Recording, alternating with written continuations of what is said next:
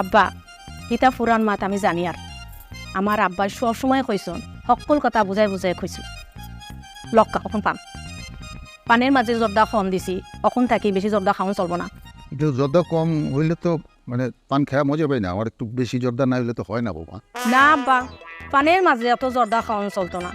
আমি শুনছি ডক্টর আপনারে পান খাইতে নিষেধ করছে, মায়া ফরিয়া দিলাম। তখন থাকি আপনি আমার সকল কথা শুনবাই। আচ্ছা আচ্ছা ঠিক আছে। আপনার ফুয়া তো পান খাওয়া দুচক্ষে সহ্য করতে পারে না।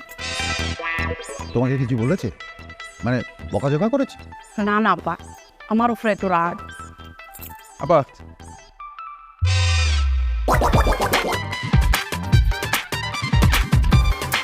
কি পান খাইতে সব্বা?